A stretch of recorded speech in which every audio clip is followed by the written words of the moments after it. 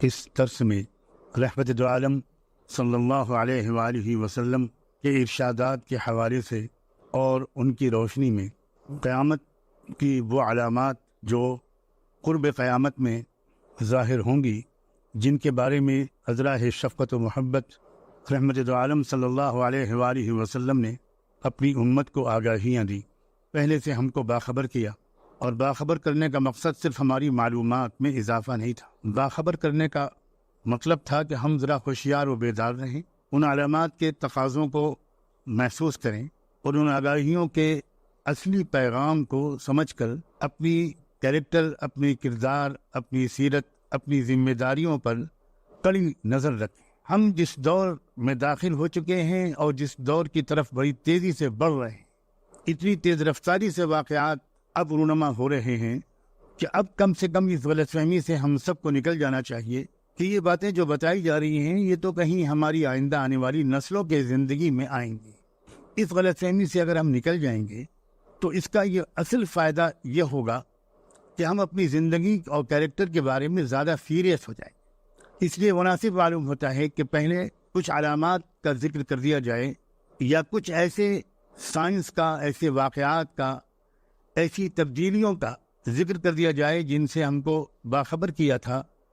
اللہ کے آخری پیغمبر سیدنا محمد الرسول اللہ صلی اللہ علیہ وآلہ وسلم۔ ایک حدیث سناتا ہوں آپ کو میں سب سے پہلے، جو صحیح بخاری میں جو اللہ کے رسول کے حدیثوں کی سب سے زیادہ اوتھینٹک کتاب ہے، اس کتاب میں یہ حدیث درج کی گئی ہے کہ ایک بار اللہ کے رسول صلی اللہ علیہ وآلہ وسلم ایک مجلس میں کچھ گفتگو کر رہے تھے۔ اتنے میں ایک شخص آیا، گاؤں دیہات کا رہنے والا،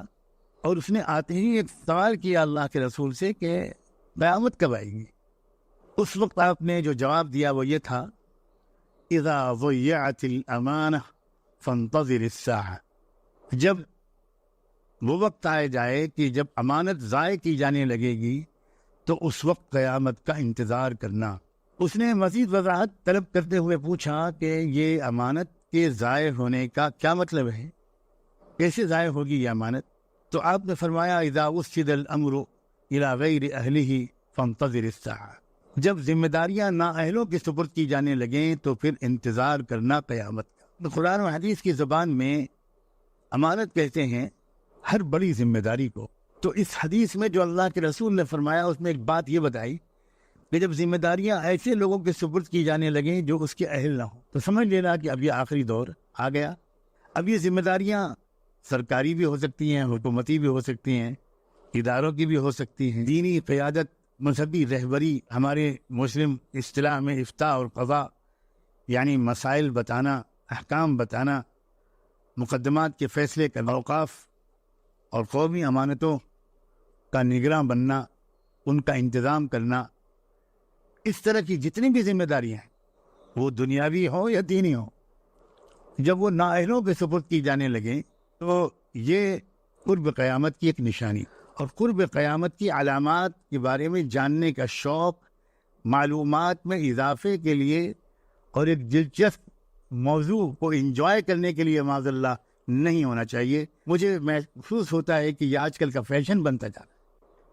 اپنی اصلاح کے لیے اور اپنے کو بچانے کے لیے اس علم کو حاصل کرنا یہ مفید ہے، اور میں نے اسی لیے آج کی گفتگو میں اللہ کی توفیق سے یہ مناسب سمجھا کہ میں پہلے اپنے نفس کو اور سب سننے والوں اور سننے والیوں کو اس بات کی طرف متوجہ کر دوں کہ محض معلومات حاصل کرنے کے لیے اور عالمی حالات پر ایک نئے انداز سے تبصرہ کرنے کے مزے لینے کے لیے یہ علم حاصل نہ کیا جائے، یا اپنی اصلاح، اپنی تربیت، اپنے کو بہت مہلک غلطیوں سے بچانے کی نیت سے یہ علم حاصل کیا جائے۔ ایک اور بات اللہ کے رسول صلی اللہ علیہ وآلہ وسلم نے ارشاد فرمائی، اور یہ حدیث بھی صحیح مسلم میں، آپ نے ارشاد فرمایا ان بین یدی الساعۃ کذابین فاحذروہم، قیامت سے پہلے جھوٹ بولنے والے بہت ہوں گے، جھوٹ جھوٹ جھوٹ، ہر طرف جھوٹ ہوگا، تم کو چاہیے کہ تم ان سے ذرا چوکنا رہنا، بچ کے رہنا۔ اب یہ کسی ایک ملک کا مسئلہ نہیں ہے کہ فلاں ملک میں جھوٹ بولنے والوں کی سرکار بن گئی،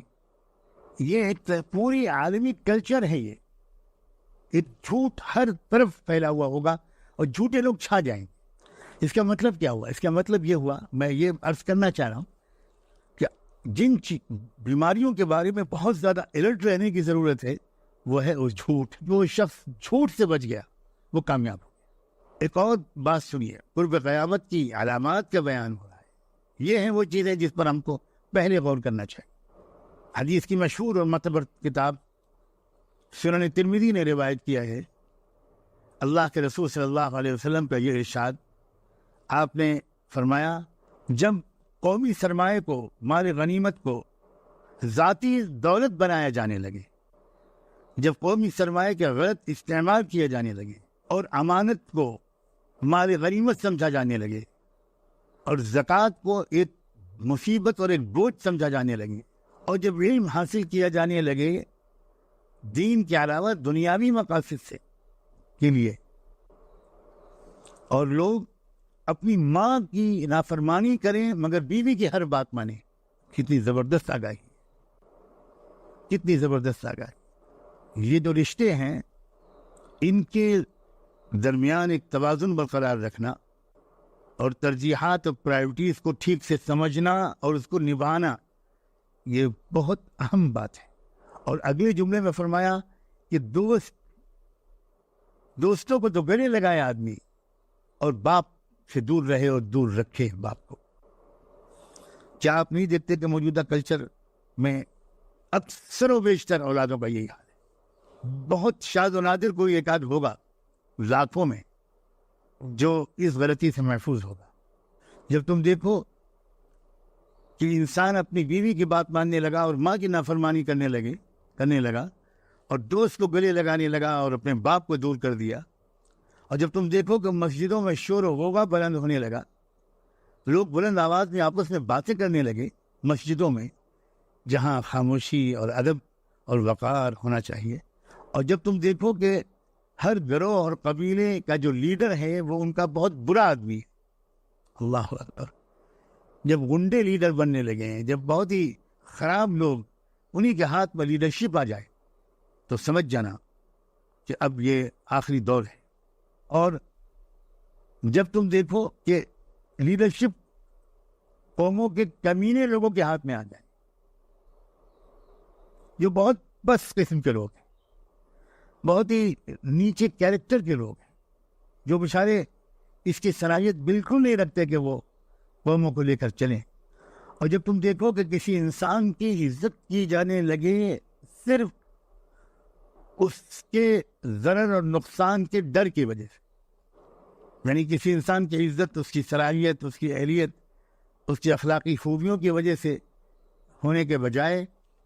بس اس لیے لوگ اس کی عزت کرنے لگے کہ بس اس کا نقصان ہم کو نہ پہنچ جائے، یہ آدمی ہمیں نقصان نہ پہنچا دے.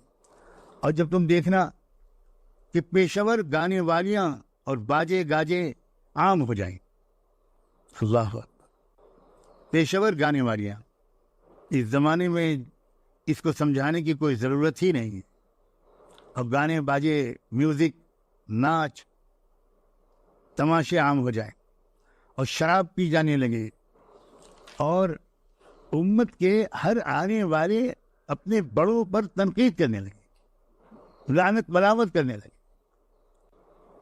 اس زمانے میں تو کیا وہی آدمی بہت روشن خیال مانا جاتا ہے جو اپنے پورے ماضی پر تنقید کرے.